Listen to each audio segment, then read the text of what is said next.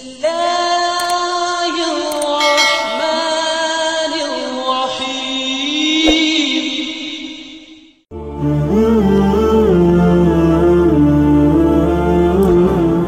Bismillahirrahmanirrahim. Assalamualaikum warahmatullahi wabarakatuh.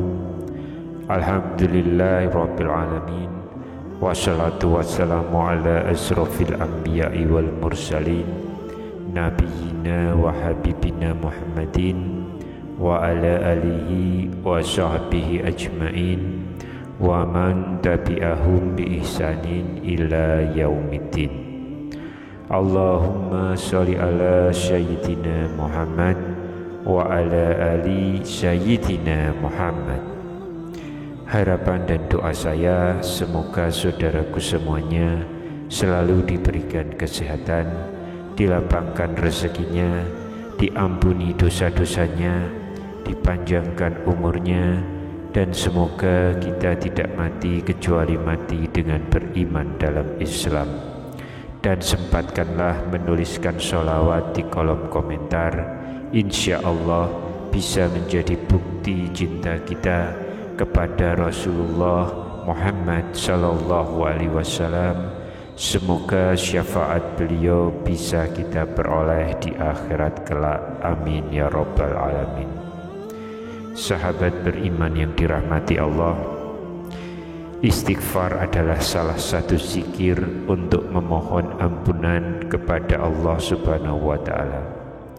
Biasanya zikir istighfar ini akan kita baca setelah selesai mengerjakan sholat, dengan harapan dosa atau kesalahan yang pernah kita kerjakan, baik disengaja atau yang tidak disengaja, bisa diberikan ampunan dan dihapuskan oleh Allah Subhanahu wa ta'ala.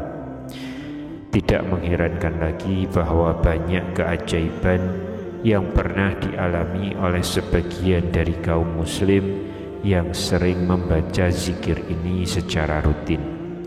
Mulai dari pedagang roti yang ingin bertemu dengan Imam Ahmad, hingga seorang ibu yang mengharapkan pertolongan dokter untuk menyembuhkan penyakit anaknya. Dan dari sekian banyak kisah ajaib dari orang-orang yang mengamalkan zikir istighfar ini, di video kali ini saya akan menyampaikan dua keajaiban dari hamba Allah yang rutin mengamalkan zikir istighfar ini. Silakan tonton video ini hingga selesai supaya semua informasi yang kami sampaikan bisa diterima secara lengkap, supaya tidak gagal paham insya Allah. Sahabat yang dirahmati Allah, kisah yang pertama adalah kisah ajaib dari seorang pedagang roti. Kita ketahui bersama bahwa Imam Ahmad rahimahullah merupakan salah satu ulama besar yang namanya sangat terkenal hingga saat ini. Dalam sebuah kisah yang ditulis oleh Imam Al-Jauzi rahimahullah dalam buku tentang Imam Ahmad, dikisahkan bahwa ketika sang imam besar ini memasuki usia senja, beliau ini tiba-tiba begitu ingin sekali pergi ke negeri Syam.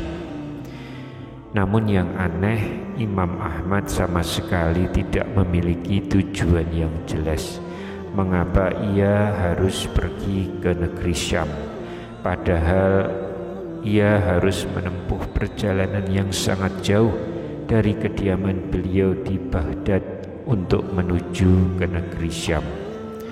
Karena keinginan beliau yang begitu kuat, meskipun tidak mengetahui tujuan pastinya, akhirnya beliau memutuskan untuk mengikuti nalurinya untuk pergi ke negeri Syam.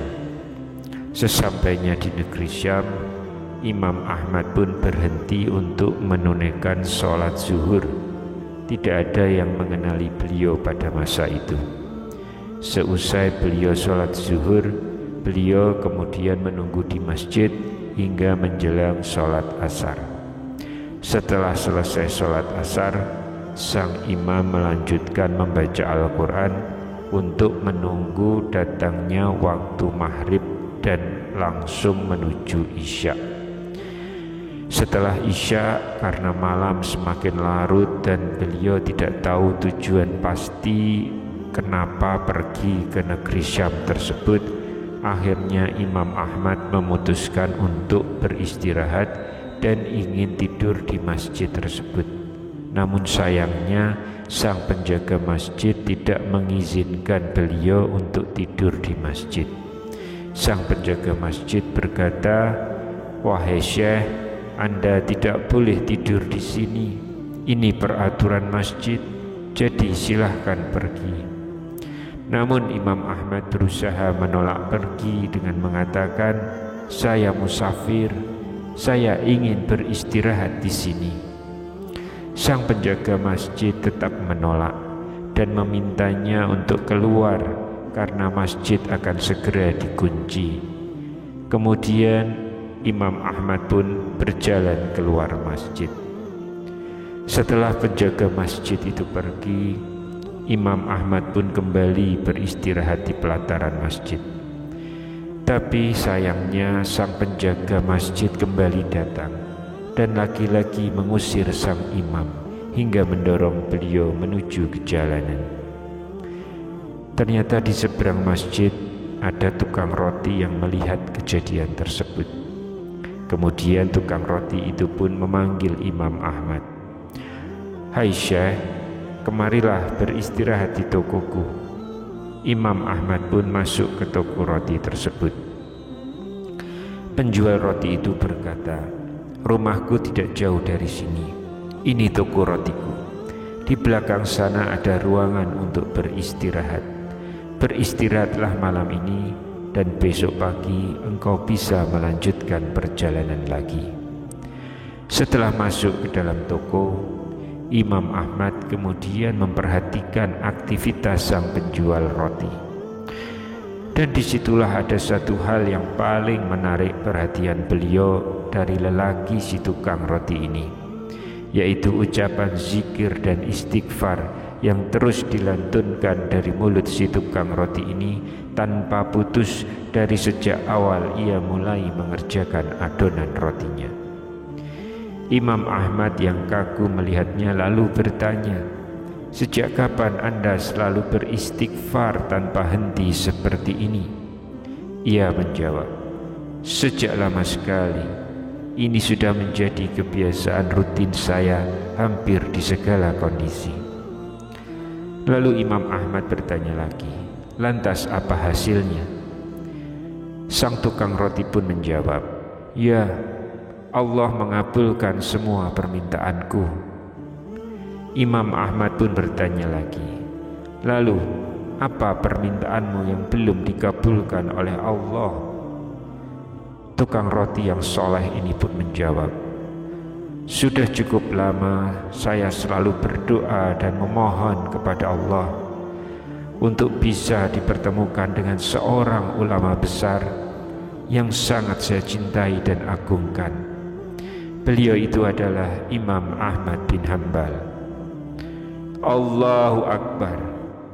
Karena istighfarmu lah ternyata Allah Subhanahu wa ta'ala mendatangkan aku ke kotamu tanpa alasan yang jelas. Karena istighfarmu lah marbot masjid tadi melarang aku tidur di masjid. Ternyata karena istighfarmu lah engkau menawarkan aku beristirahat di tempatmu. Hai tukang roti, akulah Imam Ahmad bin Hanbal, jawab beliau. Mendengar jawaban Imam Ahmad ini, si tukang roti itu pun langsung memeluk Imam Ahmad bin Hanbal dengan perasaan gembira, haru, semuanya campur aduk dan tidak tahu harus berkata apa. Subhanallah, itulah keajaiban istighfar yang pertama. Keajaiban kedua dari zikir istighfar adalah kisah nyata dari seorang ibu dan anak perempuannya yang sakit. Keajaiban ini terjadi pada seorang ibu yang tinggal di wilayah Kashmir. Ibu ini memiliki anak perempuan yang mengidap penyakit tulang. dokter-dokter di wilayahnya belum ada yang sanggup mengobati penyakit anak perempuannya itu, dan menyarankan untuk membawa si anak ke seorang dokter muslim spesialis tulang yang tinggal di India. Namun melihat kondisi sang ibu yang tidak memiliki kemampuan untuk pergi ke sana, bahkan untuk makan selama di sana, serta biaya berobat ke dokter spesialis itu, maka si ibu tersebut hanya memperbanyak doa dan terus beristighfar kepada Allah Subhanahu wa Ta'ala. Singkat cerita, dokter spesialis tersebut suatu saat pergi keluar India untuk mengisi sebuah acara dan melewati wilayah Kashmir. Karena seminar itu tinggal 6 jam lagi, maka sang dokter itu pun memutuskan untuk pergi dengan naik pesawat. Namun belum sampai tujuan, tiba-tiba awak pesawat mengumumkan bahwa dikarenakan terjadi badai, maka pesawat tidak bisa melanjutkan perjalanan dan harus turun mendarat di Kashmir. Karena takut terlambat dan tidak tahu kapan pesawat bisa kembali berangkat, maka sang dokter memutuskan untuk melanjutkan perjalanan dengan menyewa kendaraan. Namun sayangnya, baru sebentar meninggalkan bandara, hujan sudah turun dengan lebatnya dengan disertai badai. Sehingga sang sopir memutuskan untuk mencari tempat beristirahat di perkampungan warga sambil menunggu badai berhenti.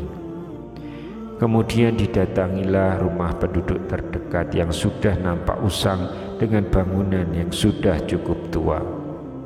Lalu sang dokter itu pun mengetuk pintu, mengucapkan salam dan meminta bantuan agar si pemilik rumah mengizinkan untuk berteduh sembari menunggu badai berhenti. Sang pemilik rumah itu ternyata adalah ibu dari si anak perempuan yang sakit tadi. Si ibu pemilik rumah itu pun mempersilahkan sang dokter untuk masuk. Kemudian diberikanlah minuman hangat. Ketika sang dokter duduk di ruang tamu, anak si ibu itu pun mendadak menangis kesakitan dari dalam kamar. Sang dokter bertanya, "Kenapa anak ibu menangis seperti sangat kesakitan?" "Ya, anak saya sakit tulang," jawab si ibu. Si dokter bertanya lagi, "Kenapa tidak dibawa ke rumah sakit?" Ibu tersebut menjawab, "Sudah, tapi kata dokternya, mereka belum mampu menyembuhkan. Yang bisa menolong hanya dokter bernama si Fulan." Lalu sang dokter berkata, "Segala puji bagi Allah yang mendatangkan aku ke rumah ibu. Akulah dokter yang ibu maksud." Dengan perasaan sedih, gembira, dan campur aduk, akhirnya sang ibu meminta belas kasihan dari sang dokter untuk bisa mengobati anaknya. Karena merasa telah ditolong, sang dokter ini pun dengan ikhlas menolong anak sang ibu tanpa harus mengeluarkan biaya sepeser pun. Sahabat yang dirahmati Allah, masih banyak sekali kisah-kisah nyata tentang keajaiban melantunkan zikir istighfar ini.